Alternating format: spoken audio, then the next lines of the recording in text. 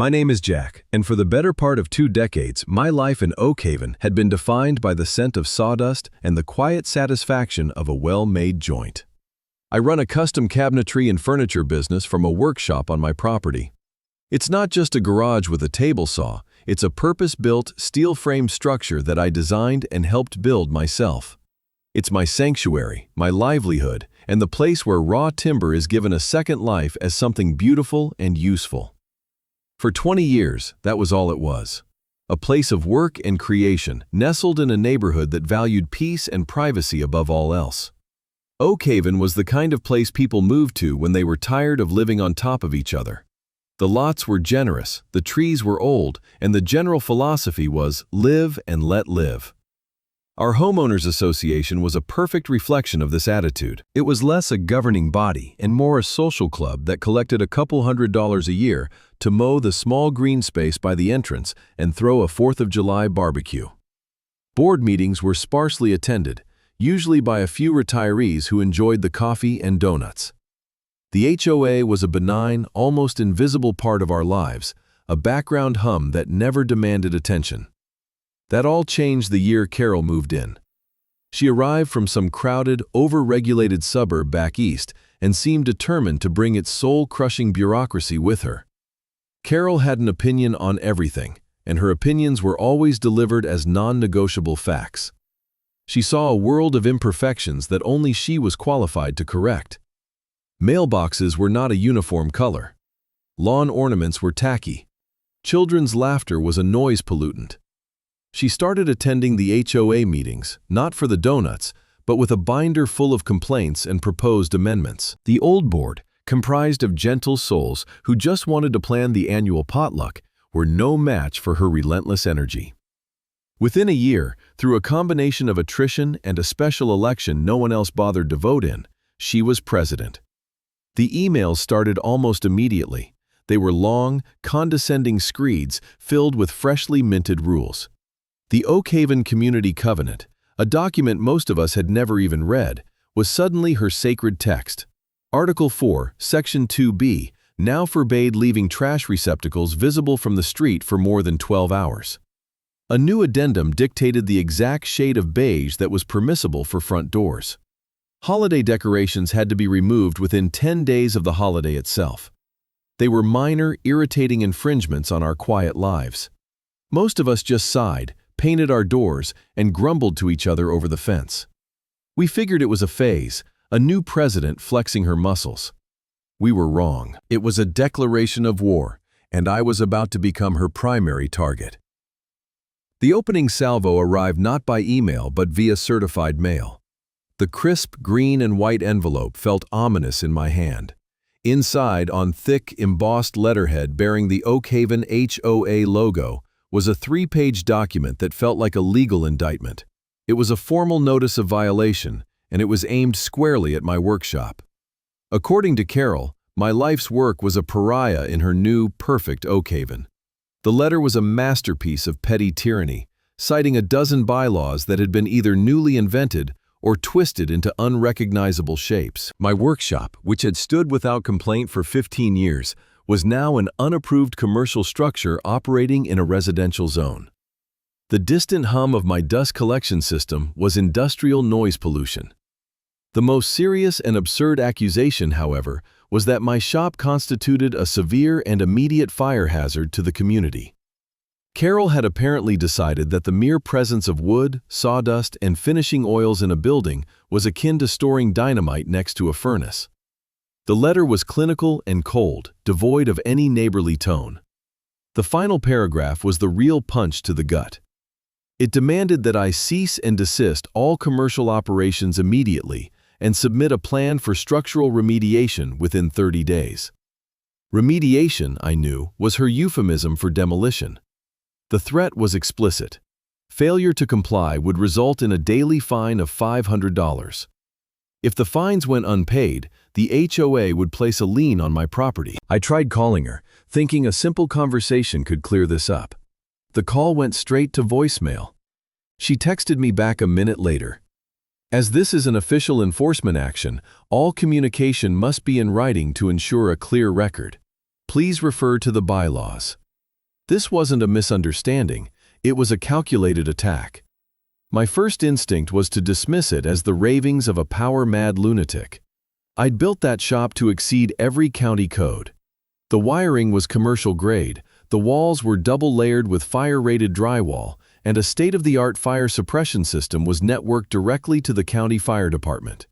The idea that it was a tinderbox was laughable. So, I filed the letter away and went back to work, assuming that reason would eventually prevail.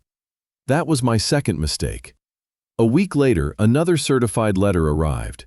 This one was shorter. It was an invoice for $3,500, 7 days of fines, and a stern warning that my failure to respond was being duly noted. The absurdity was escalating. I started seeing Carol more often. She would stand in her front window, partially obscured by the curtains, just watching my house. When a client came to pick up a set of kitchen cabinets, she came out onto her porch and brazenly took pictures of their car and license plate. The next day, another letter arrived, this time citing a violation for unauthorized commercial traffic in a residential area. The fines were now cumulative. According to her math, I owed the HOA over $5,000. The poison started to spread. I learned that my next-door neighbor, Old Man Hemlock, a sweet retiree who spent his days tending his prize-winning roses, had received a $100 fine. His crime? A small whimsical garden gnome that his granddaughter had given him was deemed an unapproved lawn effigy. The Miller family across the street, who had 2 young boys, were cited because their basketball hoop, which had been there for years, was not the newly mandated Oak Haven beige. People were getting scared. The fines were real, and the threat of a property lien was terrifying for families on a tight budget. The worst case was Mrs. Gable, an 80-year-old widow who lived 2 doors down. She required daily visits from a home health nurse. Because the nurse sometimes stayed for a few hours, her car was parked on the street for longer than the new 2-hour limit Carol had imposed. Mrs. Gable started receiving weekly fines. She was a gentle soul living on a fixed income, and the stress was making her physically ill. She showed me the letters, her hands trembling. That was when my frustration hardened into resolve. This wasn't about me and my workshop anymore. It was about a bully terrorizing our most vulnerable neighbors. I knew I was out of my depth. Carol had weaponized the HOA's covenant, and I needed a professional. I found Ben Carter, a lawyer whose firm specialized in exactly this kind of fight. He was a calm, methodical man in his late 40s who listened to my story without interruption, his face a mask of professional neutrality. I laid out the letters, the photos, and the story of Mrs. Gable. He read through everything carefully, occasionally letting out a low whistle.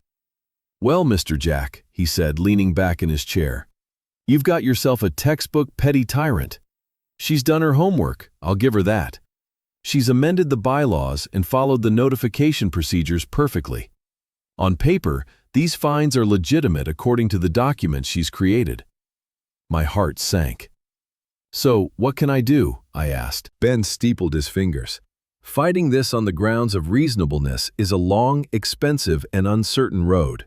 Courts are reluctant to interfere with an HOA's internal governance unless they're breaking the law. We need something more. We need leverage. Something she doesn't know about, something that overrides her authority." Ben's advice was to go on the offensive, but not by arguing. He wanted me to dig. He told me to pull every public record related to the Oak Haven HOA, the original development plans for the neighborhood, and every permit and zoning document associated with my own property. Somewhere in that mountain of paper, he said, there might be a silver bullet, an easement, a county ordinance, a prior agreement that she's either ignorant of or has deliberately ignored. I spent the next 2 weeks buried in the dusty archives of the Oak County Records Office. The air was thick with the smell of old paper and decaying binding glue. I sifted through decades of deeds, covenants, and zoning maps. I cross-referenced plat numbers and legal descriptions until my eyes blurred. I found records of Carol's past, a trail of frivolous lawsuits and disputes in the 2 other communities she had lived in before Oak Haven. It established a pattern of behavior, but wasn't the legal weapon Ben was looking for. I was beginning to lose hope, feeling crushed under the weight of bureaucratic paper and the mounting pile of fines arriving in my mailbox. The breakthrough came on a Thursday afternoon. I was in the final box of files related to my own property, looking at the original permits for the workshop from 15 years ago. Tucked away in a thick manila folder labeled County Agreements and Variances was a document I had completely forgotten about. It was a formal, multi-page agreement stamped with the official seal of the Oak County Fire Department. My hands shook slightly as I read it. When I built the shop, our area was being reassessed for wildfire risk. The county was desperate for hardened structures that could serve as community shelters. Because of the specific way I had built my workshop, the steel frame, the concrete slab floor, the commercial-grade sprinkler system, the powerful air filtration units, and the massive backup generator capable of running the whole operation for a week, the county had approached me. The document was a legally binding agreement, signed by me and the fire chief at the time, designating my workshop as the official community fire shelter for Zone 7, which encompassed all of Oak Haven and the surrounding area. This wasn't just a workshop, it was a piece of critical public safety infrastructure. The agreement explicitly stated that the structure's function as an emergency shelter superseded any and all local covenants or homeowner association rules that might interfere with its operational readiness. Carol had declared a fire hazard. The county had declared it a fire shelter. I finally had my silver bullet. It wasn't just silver, it was platinum. My strategy shifted in an instant. The defensive crouch I'd been in for weeks transformed into an offensive charge. My first call was to Ben. When I explained what I'd found, there was a long pause on the other end of the line. "Jack," he said, his voice filled with a lawyer's glee. "That's not a silver bullet. That's a nuke. Don't do anything. Don't respond to her letters. Let the fines pile up. We're going to let her walk right into the trap." My second call was to the Oak County Fire Department. I asked for the fire chief, a man named Frank Miller. I knew Frank peripherally. He was a no-nonsense guy who had been with the department for 30 years. I introduced myself and mentioned the agreement. "Oh yeah, the workshop," he said immediately. "Jack, right. Built like a bunker. We inspect the generator and sprinkler system every 2 years. That building is still very much our primary shelter for Zone 7. Why do you ask?" I explained the situation, reading him excerpts from Carol's letters. The line went quiet for a moment. "She's trying to get you to tear it down?" he asked, his voice now laced with steel. "She's calling it a fire hazard?" I could almost hear him shaking his head. "Okay, Jack, I think it's time for a little community outreach. Let me know when the next HOA meeting is. I'd love to come and clarify a few things for your new president." Armed with the county agreement and the backing of the fire chief, the game had changed. The daily letters from Carol, once a source of immense stress, were now a source of dark amusement. The fines, which had ballooned to a comical $30,000, were meaningless monopoly money. We were no longer defending my right to run a business. We were preparing to defend the community's right to survive a disaster, from a woman who was actively trying to destroy their only safe haven. Ben's advice was to wait for her to make the final, fatal move. We didn't have to wait long. A week later, a notice was posted on the community bulletin board. Carol had called a special executive meeting of the HOA. The single item on the agenda was to vote on placing a formal lien against my property for failure to cure covenant violations and non-payment of accrued fines. It was the public execution she had been craving.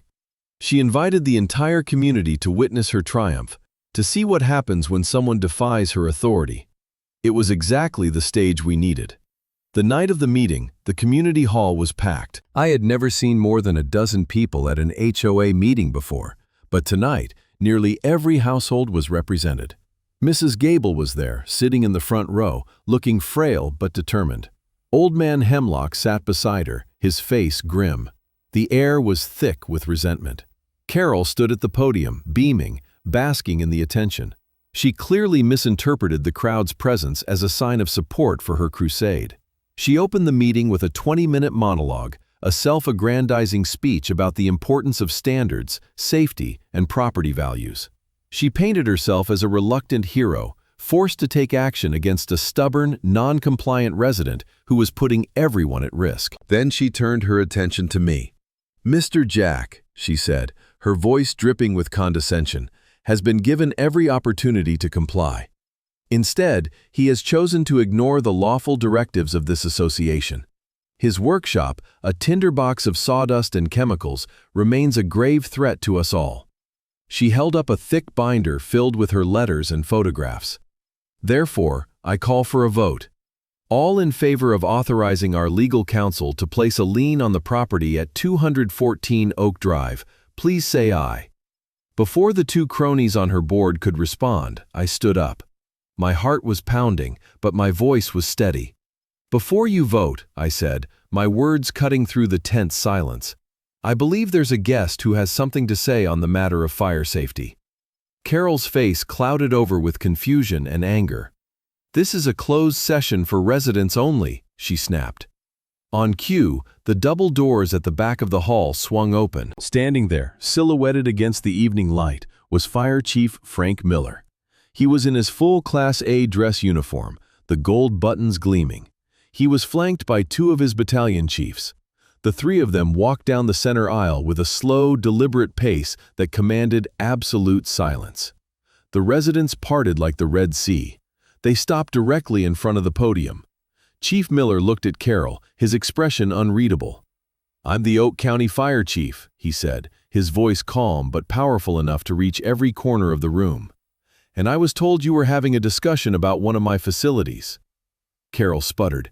"Your facility? This is a private residence. You have no standing here." Chief Miller ignored her completely and turned to address the assembled homeowners. He spoke about the county's wildfire preparedness plan and the critical need for designated community shelters.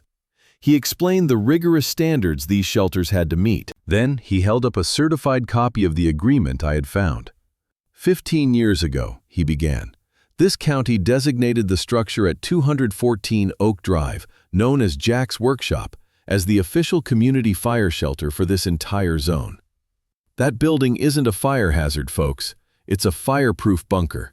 It has a steel superstructure, a concrete foundation, a dedicated water supply for its commercial-grade sprinkler system, and a generator that can keep it running for a week. That building is the reason your homeowner's insurance rates aren't 30% higher. In the event of a wildfire, that building is where my firefighters will tell you to go to save your lives and the lives of your children. A wave of murmurs swept through the crowd. People were looking at each other, then at me, then back at the chief, their expressions a mixture of shock and dawning comprehension.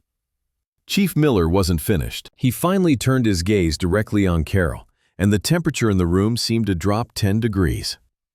The attempt by this board's president to force the removal of a designated emergency shelter through a campaign of harassment and fraudulent fines is not only a gross violation of the public trust, he said, his voice now hard as granite. It is an act of reckless endangerment of every single person in this room. As of this morning, I have filed a formal complaint with the county prosecutor's office. I have also requested that they investigate this association for potential fraud and mismanagement. This meeting is over. With that, he turned and walked out, his captains following him. The silence he left in his wake was absolute. Carol stood at the podium, her face ashen, her mouth opening and closing with no sound coming out. Her authority had not just collapsed, it had been vaporized.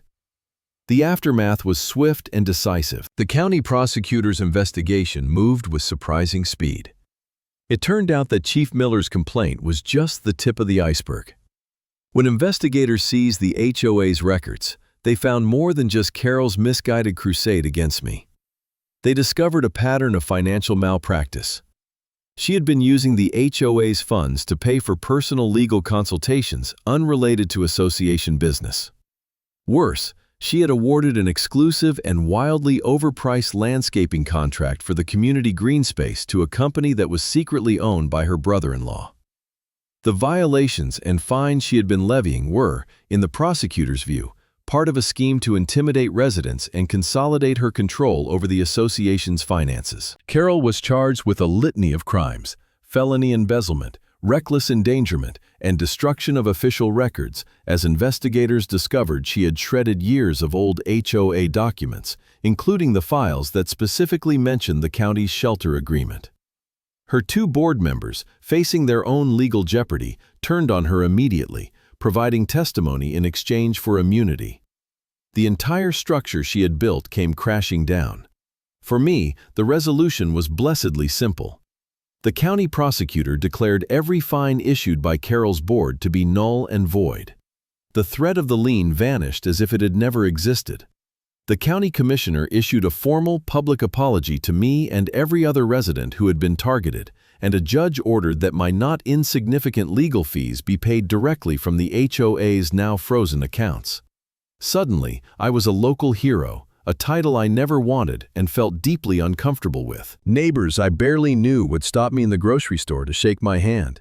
Old Man Hemlock dropped off a bottle of scotch, and the Miller family brought by a tray of still warm chocolate chip cookies. The sense of community, which Carol had tried so desperately to strangle with rules and suspicion, had come roaring back to life, stronger than ever. With the old board disgraced and removed, a special election was held to form a new one. This time, the community hall was packed with people eager to participate. They elected a board of sensible, long-time residents, with a reluctant Old Man Hemlock as the new president. Their first official act was a bonfire, where they ceremoniously burned a copy of every rule, amendment, and addendum Carol had ever written. Their second act was to pass a new, single-page covenant that basically said, "Be a good neighbor and keep your yard tidy." The annual dues were cut in half. The HOA returned to its rightful place as a background hum, and the neighborhood could breathe again. Oakhaven was finally at peace. Several years have passed since that tumultuous time. Oakhaven has settled back into its comfortable, quiet rhythm. The beige paint on the front doors has been replaced by a cheerful rainbow of colors. Garden gnomes and basketball hoops have returned. The community is more tightly knit than ever, forged in the fire of our shared ordeal. Carol's story ended as you might expect. She was convicted on the embezzlement charge. She avoided jail time but received a hefty sentence of probation and was ordered to pay full restitution. The legal fees and penalties bankrupted her. The bank foreclosed on her house, the one with the perfectly beige door, and she moved away in the dead of night, a disgraced and diminished figure. I only saw her one more time, about a year after the trial. I was at a big box hardware store in the next town over, picking up some wood glue. I saw her in the plumbing aisle, looking lost. She looked older, smaller, and the arrogant fire in her eyes was gone, replaced by a weary sadness. She saw me, and for a moment, I could see the panic on her face. She started to turn away, but then hesitated and walked toward me. "Mr. Jack," she said, her voice barely a whisper. I just wanted to say I'm sorry for everything." I looked at her, and I didn't feel anger or triumph. I just felt a profound sense of pity. She was a woman so consumed by a need for control that she had destroyed her own life in the process. "I hope you find some peace, Carol," I said. It was all I could offer. I nodded and walked away. Sometimes, when I'm alone in the shop, the hum of the planer sanding a rough board smooth, I think about it all. It's a strange thing, how a person's desire for a quiet life can lead them into the biggest fight they've ever had. I learned that a community isn't a set of rules or a collection of houses. It's a group of people who agree, implicitly, to look out for one another. Petty tyrants like Carol thrive in the dark spaces created by apathy and fear. They count on good people doing nothing. The only way to stop them is to stand up, to turn on the lights, not just for yourself, but for the Mrs. Gables of the world.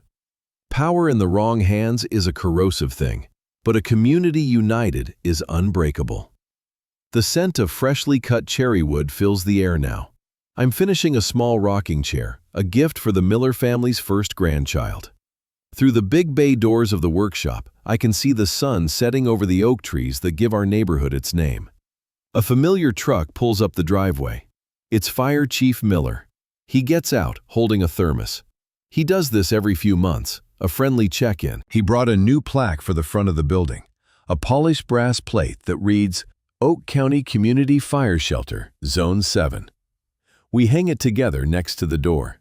He pours 2 cups of coffee, and we sit on the tailgate of his truck, watching the last light fade from the sky.